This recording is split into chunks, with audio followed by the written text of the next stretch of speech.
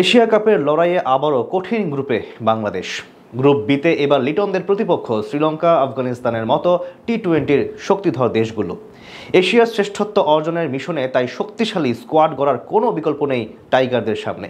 আর সেক্ষেত্রে কারা থাকবেন স্কোয়াডে, কাদের নিয়ে গঠিত হবে টিম টাইগার্স, এ নিয়ে চারদিকে চলছে চুলচেরা বিশ্লেষণ। সব মিলিয়ে টি-20 ফরম্যাটের এই আসরে শেষমেশ যেমন হতে পারে বাংলাদেশের স্কোয়াড, এ নিয়ে বিস্তারিত জানবো রিপোর্টে। সকল জল্পনা কল্পনা আর শঙ্কা কাটিয়ে অবশেষে চূড়ান্ত হলো এশিয়া কাপের সময়সূচি। সংযুক্ত আরব আমিরাতের মাটিতে আগামী 9 সেপ্টেম্বর পর্দা উঠছে এশিয়ান ক্রিকেটের শ্রেষ্ঠত্ব অর্জনের এই লড়াইয়ে, যেখানে বরাবরের মতো এবারও তুলনামূলক কঠিন এক গ্রুপে অবস্থান করছে টিম টাইগার্স। কেননা গ্রুপ বিতে টাইগারদের লড়তে হবে শ্রীলঙ্কা, আফগানিস্তান এবং হংকং এর সাথে। টি-20 ফরম্যাটের এই আসরে হংকং বাদে বাকি দুই দলই র্যাঙ্কিং এ অনেকটাই এগিয়ে বাংলাদেশের চেয়ে। অন্যদিকে গ্রুপেতে ভারত, পাকিস্তানের মতো শক্তিধর দেশগুলোর প্রতিপক্ষ ওমান এবং আরব আমিরাতের মতো অপেক্ষাকৃত দুর্বল দেশগুলো। ফলে এশিয়ান ক্রিকেটের মুকুট পাওয়ার পথটা এবারও টাইগারদের জন্য একটু কঠিনই বলা চলে। জয় আদায়ের লক্ষ্যে তাই যে কোনো মূল্যে শক্তিশালী স্কোয়াড গড়তে হবে বাংলাদেশকে। সেক্ষেত্রে শেষমেশ কারা থাকবেন নির্বাচকদের নজরে, এ নিয়ে চারদিকে চলছে জোর আলোচনা। এদিকে টাইগার ক্রিকেটারদের বর্তমান পরিস্থিতি বলছে এবার সম্ভাব্য স্কোয়াডে ওপেনিং জুটির জন্য নির্বাচকদের প্রথম পছন্দ হবেন যুব বিশ্বকাপ জয়ী দুই ওপেনার তানজিদ তামিম ও পারভেজ ইমন। শ্রীলঙ্কার পর পাকিস্তানের বিপক্ষেও টি-20 সিরিজ জয়ে দলের অন্যতম ট্রাম্প কার্ড বলা চলে এই দুইজনকে।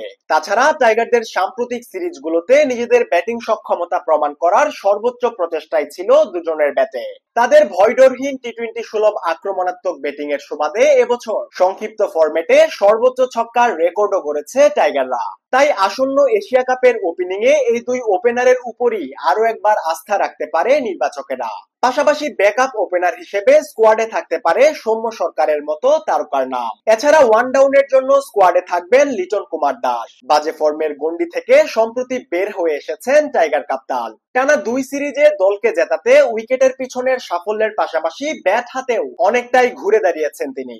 তাই এশিয়া কাপের মঞ্চটাও তার জন্য হবে ভীষণ চ্যালেঞ্জিং। এদিকে মিডল অর্ডারের গুরুত্বপূর্ণ দুই ট্রাম্প কার্ড হিসেবে স্কোয়াডে থাকবেন জাকের আলী অনিক ও শামীম হোসেন পাটোয়ারি। শামীমের হার্ড হিটিং এর সাথে জাকিরের আগ্রাসী ব্যাটিং শক্তি বাড়াবে দলের। এছাড়া স্কোয়াডে থাকতে পারেন তাওহিদ হৃদয় এবং সাইফুদ্দিন। সম্প্রতি দুজনেই আছেন দারুণ ছন্দে। পাশাপাশি টি-20-র সহ অধিনায়ক শেখ মাহাদির স্কোয়াড ভুক্তিও এক প্রকার নিশ্চিতই বলা চলে। তার সাথে থাকতে পারেন তরুণ মাহিদুল ইসলাম অঙ্কন। এর বাইরে স্পিনের পাশাপাশি রানের গতি সচল রাখতে স্কোয়াডে থাকতে পারেন অলরাউন্ডার মিরাজ এবং লেগ স্পিনার রিশাদ হোসেন। অন্যদিকে এবার পেস বিভাগের নেতৃত্ব দিতে নির্বাচকদের মূল ভরসা হবেন দেশের সেরা পেসার তাসকিন আহমেদ। পেস বিভাগের সামর্থ্য বাড়াতে দলে থাকবেন কাটার মাস্টার মুস্তাফিজুর রহমান। এছাড়া লঙ্কানদের পর পাকিস্তানিদের বিপক্ষে দুর্দান্ত ছন্দে থাকা তানজিম সাকিবও নিশ্চিতভাবেই থাকবেন দলের পছন্দ তালিকায়। 4 নম্বর পেসার হিসেবে স্কোয়াডে থাকতে পারেন যুব বিশ্বকাপ জয়ী পেসার শরীফুল ইসলাম।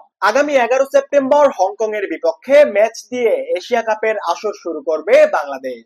এরপর 13 সেপ্টেম্বর শ্রীলঙ্কা এবং 16 সেপ্টেম্বর আফগানদের বিপক্ষে গ্রুপ পর্বের শেষ লড়াইয়ে নামবে টিম টাইগার্স।